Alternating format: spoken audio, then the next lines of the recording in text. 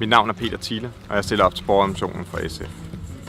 Jeg elsker København, og de sidste 4 år har jeg arbejdet for at gøre en god by endnu bedre. Jeg vil gerne vise jer, hvilken forskel jeg har gjort. Peter Thiele har hjulpet os her i Valby med at få vores egen biograf, og for os lokale og de hundredvis af frivillige, der har brændt for projektet i lang tid, er det jo en helt uundværlig støtte. Der er brug for folk som Peter, som støtter kulturlivet i København, så derfor så er vi rigtig glade for, at han stiller op igen.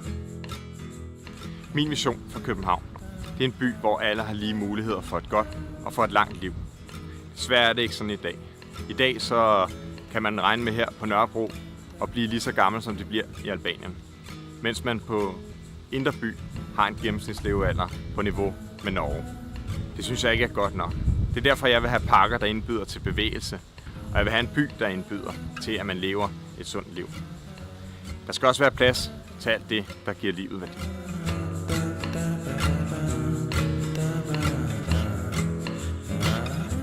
Peter Thiele har været med til at skabe nye faciliteter og forbedre forholdene for frivillige foreninger og idrætslivet i København.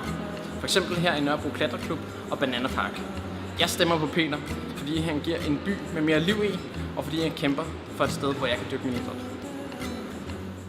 Når jeg går rundt i København, så kan jeg se, hvilke udfordringer byen har.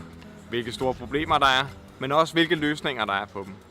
Jeg kan se de unge, der står og hænger ud på vejen, og som ikke har noget at lave.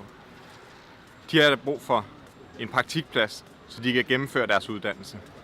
De har brug for flere arbejdspladser, så de har job at søge. Og der er brug for, at de får et tag over hovedet med flere ungdomsboliger.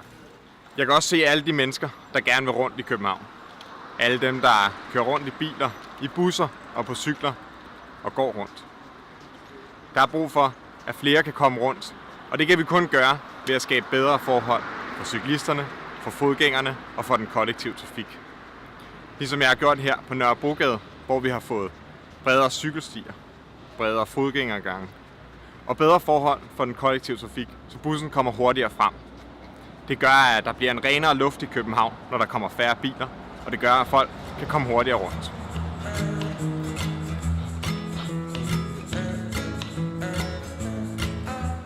Og så er vi ved at være ved vejs ende på Dronning Louises Bro, hvor jeg har skaffet nogle bænke, som jeg glæder mig til at sætte mig på og nyde en kop kaffe sammen med min kæreste. Husk at stemme på Peter Thiele til kommunalvalget. Hej!